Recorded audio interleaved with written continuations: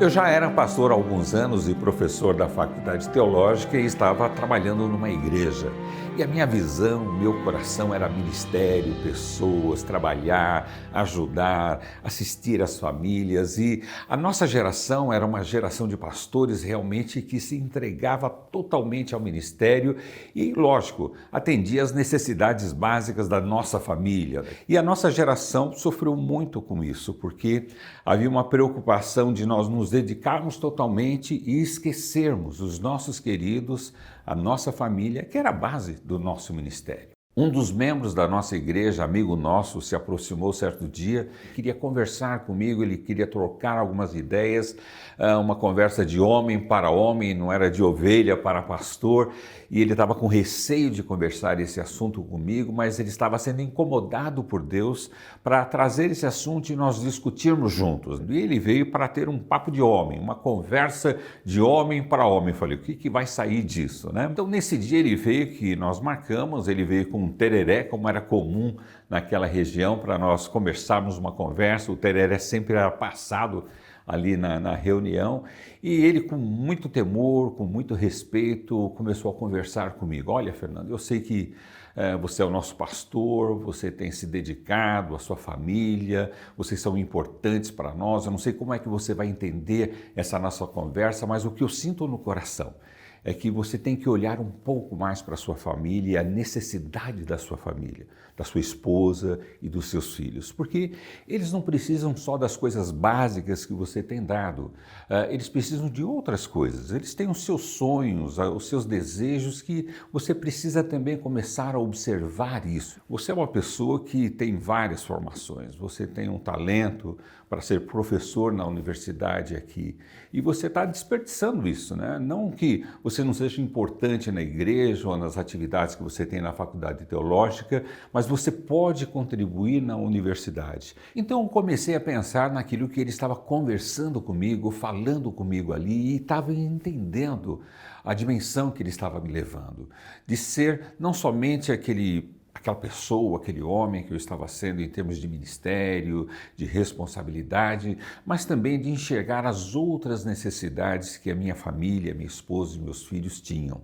Em resumo, mais do que a necessidade, o recurso, melhores condições, ele estava me fazendo enxergar a necessidade de ser humano, de ser homem, de sair da condição angelical, celestial, e entendendo que eu teria que olhar com mais humanidade as pessoas, a mim mesmo e a minha família. A princípio eu comecei a agradecer a Deus a generosidade daquele amigo, porque ele foi generoso, ele não precisaria fazer aquilo, ele não precisaria se expor comigo. E eu comecei a admirar muito a atitude que ele teve, a atitude generosa dele vir até mim. Eu que era líder dele, ele veio para me ajudar, para me fazer ver coisas que eu não estava vendo. Quando eu já estava quase em crise, né, pensando o que eu faria, que resposta eu daria a tudo aquilo, aquele amigo que já tinha sido generoso de me trazer a atenção a essa situação que eu estava vivendo, ele falou, veja, Fernando, eu sou professor na universidade e eu posso te apresentar ali e talvez eles te aceitem para ser um dos professores ali. Eu falei, puxa, se você puder fazer isso vai ser ótimo, né? E foi o que ele fez. Foi mais generoso ainda.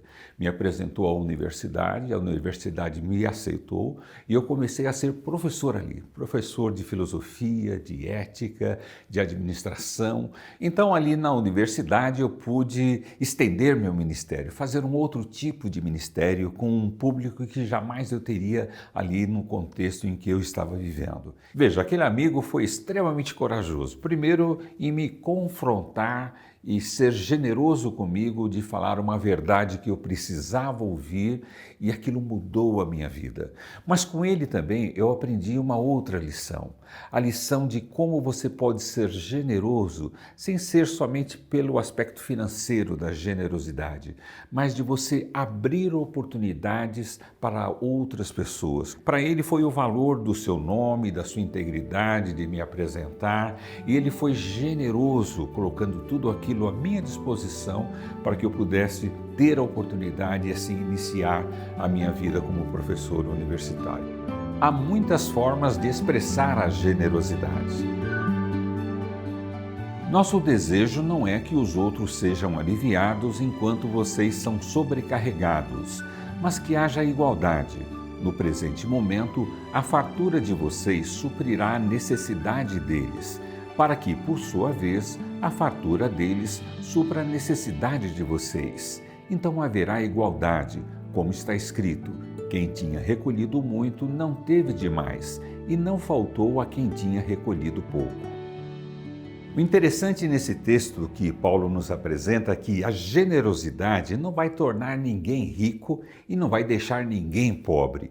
E isso é muito interessante nesse texto porque ele trabalha essa verdade, esse princípio da generosidade, que ela não prejudica ninguém, mas também não supre em excesso aquele que necessita, que ela tem um equilíbrio e esse equilíbrio é dado por Deus. E ele coloca ainda mais que quando você tem essa atitude, hoje você pode ser generoso e estar entregando alguma coisa, mas amanhã você pode estar recebendo também aquilo que você está precisando. E nunca vai ser em excesso. Você nunca vai dar demais e nem vai receber demais. O suficiente, o necessário, o satisfatório. E eu acho muito lindo quando Paulo termina esse versículo 15 desta maneira: quem tinha recolhido muito não teve demais, e não faltou a quem tinha recolhido pouco. Aquela balança de Deus, aquele equilíbrio em tudo aquilo que Deus pede para que nós façamos.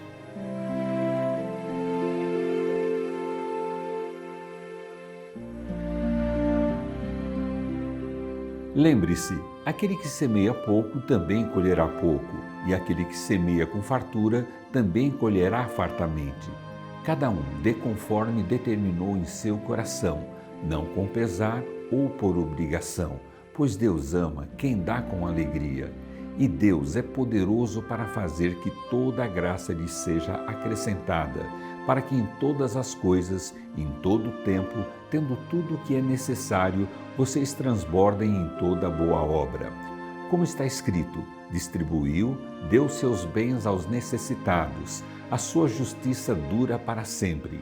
Aquele que supre a semente ao que semeia e o pão ao que come, também lhe suprirá e multiplicará a semente e fará crescer os frutos da sua justiça.